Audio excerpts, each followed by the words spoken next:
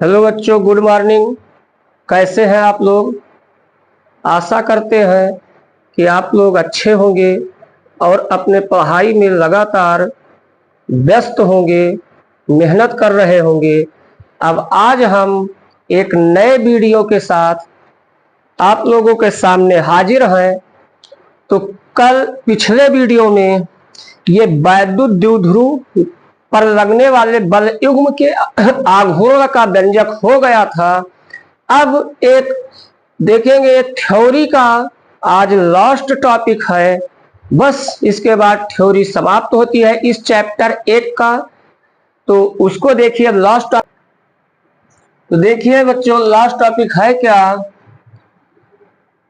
वैद्युत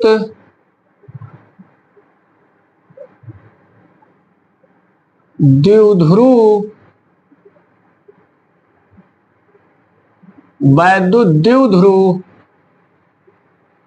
आघूर्ण का बल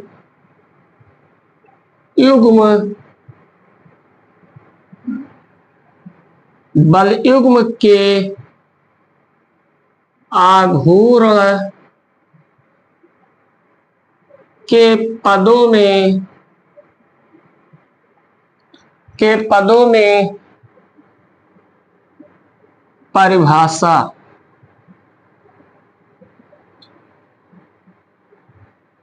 देखिए बच्चों, यह क्वेश्चन देखकर लोग कम समझ पा रहे होंगे। यहां पर लिखा है, एक बात को हम क्लियर कर देना चाहते हैं। यह लिखा है वैद्युत द्विध्रुव आघूर्ण। अब वैद्युत द्विध्रुव आघूर्ण की परिभाषा बल युग्म के आघूर्ण के पदों में देना है। कई बार ये बोर्ड एग्जामों में आ चुका है। कहने का मतलब वैद्युत द्विध्रुव आघूर्ण की परिभाषा बल युग्म के आघूर्ण के पदों में कई बार आ चुका है। तो देखिए, इसमें पहले कंफ्यूज नहीं होना है। हम पिछले वीडियो में ही, जो नहीं देखे वो जाकर देख सकते हैं, पिछले वीडियो में ही याद दिला दिए थे कि ये जो आघूर्ण शब्द है ये तो दोनों में कॉमन रहेगा।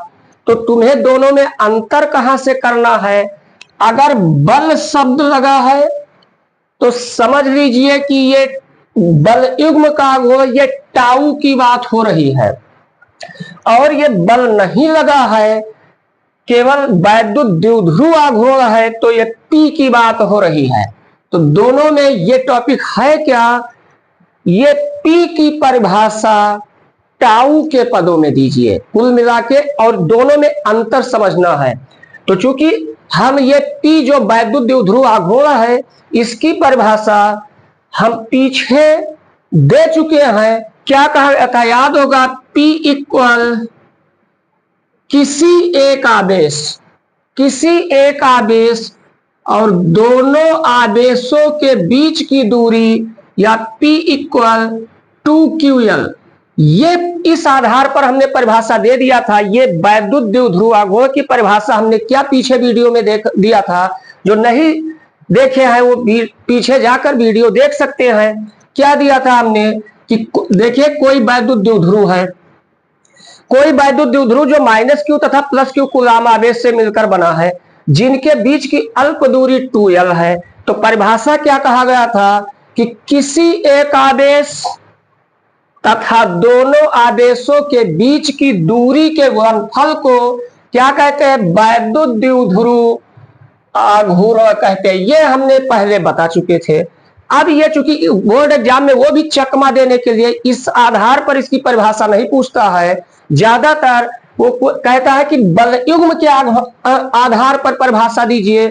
तो अब हम इसको आराम से बच्चे समझिए, हम इसकी परिभाषा दे रहे हैं। उम्मीद करते हैं आप लोग समझेंगे अच्छे से। देखेंगे पीछे, हम जस्ट पीछे एक डेरिवेशन हमने, एक टॉपिक हमने कराया है।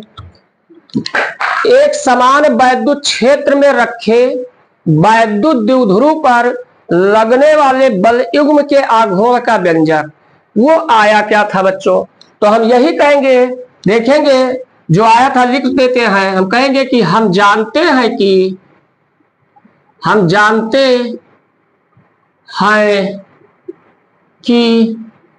क्या जानते हैं?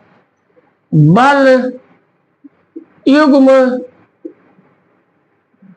का आघूर्ण टाउ इक्वल, अभी कल हमने डेरिवेशन कराया है और बताया, बहुत इंपॉर्टेंट भी है, टाउ इक्वल टीई साइन थीटा होता है। ये पीछे वीडियो में हमने प्रूव कर दिया है। तो अब देखिए बच्चों, अब हमें ये पी की परिभाषा टाउ के पदों में देना है। इसका मतलब इसमें हम क्या कर सकते हैं? देखिए, यदि ये जो वैद्युत द्विध्रुव जो रखा है वो हम मान ले कि एकांक वैद्युत क्षेत्र में रखा है, मतलब वैद्युत क्षेत्र ई जो है, ई इक्वल क्या हो जाए? एक न्यूटन। अब देखेंगे मात्रक हम लिख देते हैं, ई इक्वल क्या होता है? एफ अपान क्यू, तो न्यूटन प्रति कूलाम। तो ध्यान दीजिए, इस ई को, वैद्युत क्षेत्र को हमने एकांक कर दिया। दूसरी चीज हम क्या कर रहे हैं? ये जो थीटा है इसे हमने 90 डिग्री कर दिया। ये थीटा 90 डिग्री पीछे वीडियो में देख सकते हैं। अब ये क्या हो गया? ये जो देखेंगे एकांक वैद्युत क्षेत्र है, एकांक वैद्युत क्षेत्र ई है। अब हम वैद्युत द्विध्रुव कैसे रख देते हैं? वैद्युत क्षेत्र की दिशा से 90 डिग्री बनाते हुए, 90 डिग्री बनाते हुए हम यहां पर रख देते हैं। एक बात खुद अनुमान लगा सकते हैं कि चूंकि ये वैद्युत क्षेत्र इसको हमेशा घुमाकर अपने सीध में लाने का प्रयास करता है। अब अगर ये वैद्युत द्विध्रुव इस 90 डिग्री पर रखा है, तब इसे घुमाकर सीध करने में ज्यादा मेहनत करना पड़ेगा, या तुम ही लोग बताओ, तिरछा रखा हो तब इसे घुमाकर सीध करने में ज्यादा मेहनत लगेगा?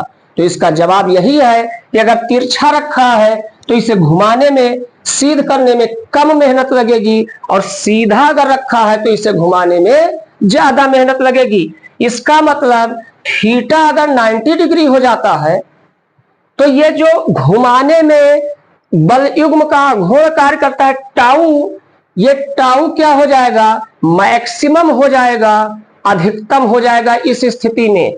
तो हम क्या कहते हैं? यदि E इक्वल 1 न्यूटन प्रति कूलाम, थीटा इक्वल 90 डिग्री, तो देखिए बच्चों, ये टाउ क्या हो जाएगा? ये टाउ अब टाउ नहीं रहेगा, ये टाउ मैक्सिमम हो जाएगा, अधिकतम हो जाएगा, क्योंकि अब सबसे अधिक बल युग्म का आघूर्ण लगेगा। तो टाउ मैक्सिमम, ये टाउ क्या हो गया? मैक्सिमम हो गया।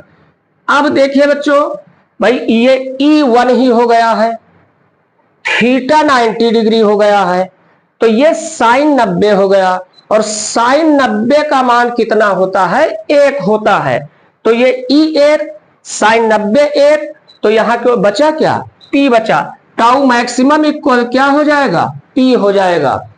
अब यहां से देखिए, वैद्युत द्विध्रुव आघूर्ण की परिभाषा इसके पदों में हम दे सकते हैं। तो आप लोग हमारे कहने से मत सोचिए, अपने आप विचार किया जाए। परिभाषा अगर लिखना है, हमें यहां तक आएंगे। अब देखिए बच्चों, हमें परिभाषा लिखना है।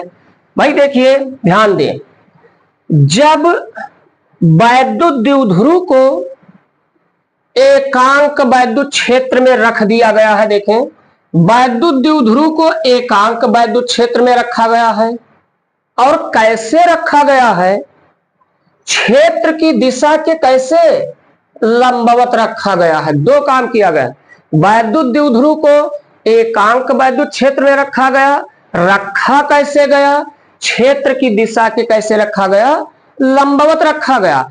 इन दो कंडीशन को अगर पूरा कर दिया जाता है तो ये बल युग्म का जो आघूर्ण है ये अधिकतम होगा, टाउ मैक्सिमम होगा, और ये बराबर किसके होगा? वैद्युत द्विध्रुव आघूर्ण के बराबर होगा। अब बच्चों, बहुत सिंपल में कहा जाए कि भाई वैद्युत द्विध्रुव आघूर्ण क्या होता है, तो अधिकतम बल युग्म के आघूर्ण के बराबर होता है। परंतु कब? जब द्विध्रुव एकांक वैद्युत क्षेत्र में क्षेत्र की दिशा के लंबवत रखा हो। तो अब परिभाषा हम लिख सकते हैं, देखिए एक बार फिर यही कहते हैं। अब आराम से बच्चों समझिए, हम वही परिभाषा बोलते हैं, यही कंडीशन पूरा हम यही कहेंगे कि यदि वैद्युत द्विध्रुव को एकांक वैद्युत क्षेत्र में, यदि वैद्युत द्विध्रुव को एकांक वैद्युत क्षेत्र में क्षेत्र की दिशा के लंबवत रखा जाए तो द्विध्रुव पर लगने वाले हाँ देखेंगे, फिर से ध्यान दीजिए। तो देखिए फिर आराम से परिभाषा खुद बनाकर अपने आप लिख सकते हैं।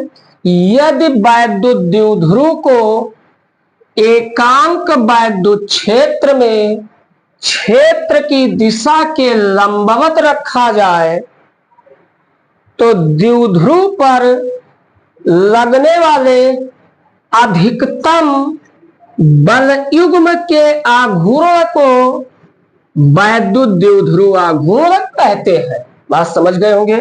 तो इसकी परिभाषा लिख देते हैं। यदि वैद्युत द्विध्रुव को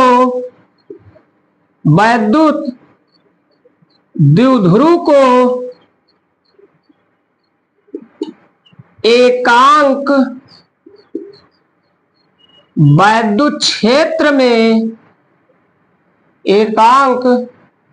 वैद्युत क्षेत्र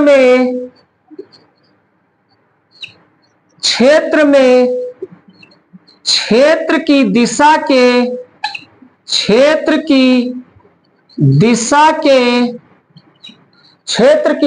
के कैसे रखा जाए, क्षेत्र की दिशा के लंबवत रखा जाए तो द्विध्रुव पर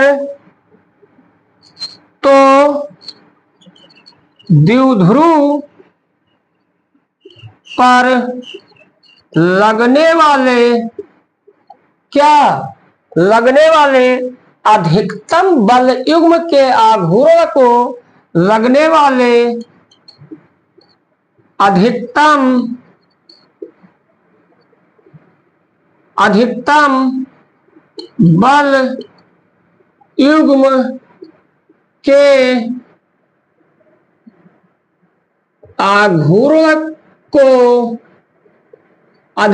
बल युग्म के आघूर्ण को देखिए बच्चों, लगने वाले अधिकतम बल युग्म के आघूर्ण को क्या कहते हैं, वैद्युत द्विध्रुव आघूर्ण कहते हैं।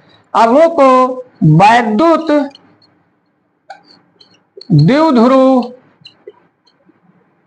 आघूर्ण कहते हैं।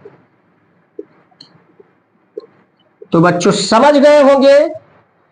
अगर यह एग्जाम में आता है कि वैद्युत द्विध्रुव आघूर्ण की परिभाषा बल युग्म के आघूर्ण के पदों में दीजिए, तो सीधा कह सकते हैं कि किसी वैद्युत द्विध्रुव को एकांक वैद्युत क्षेत्र में क्षेत्र की दिशा के लंबवत रखने पर द्विध्रुव पर लगने वाले अधिकतम बल युग्म के आघूर्ण को ही वैद्युत द्विध्रुव आघूर्ण कहते हैं।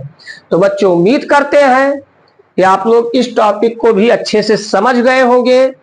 अब चैप्टर 1 का एक क्रमबद्ध सिस्टमेटिकली तरीके से थ्योरी समाप्त हो गई है। अगर हमसे कहीं छूट गया है या कोई ऐसा भी टॉपिक है जो हमसे छूट गया है या एग्जाम में आया है, तो आप कमेंट में उसको सुझाव दे सकते हैं, हम पुनः उसको शामिल करेंगे। अब इसके बाद हम न्यूमेरिकल पर चलेंगे और हम उम्मीद करते हैं कि आप लोग अच्छे से पढ़ाई करेंगे। लगातार वीडियो को लाइक, सब्सक्राइब और शेयर करते रहिए।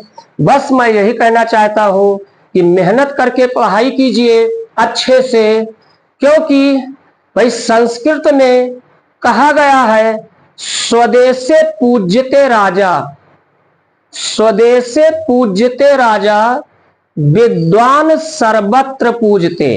कहने का मतलब राजा की पूजा अपने राज्य में होती है, जबकि विद्वान की पूजा सभी सर्वत्र सभी स्थानों पर होती है। तो आप पढ़ाई में निरंतर लगे रहिए, अपना अपने माँ बाप अपने गुरुजनों का नाम ऊंचा करते रहिए। फिर आगे हम नेक्स्ट वीडियो में मिलेंगे। जय हिंद, जय भारत।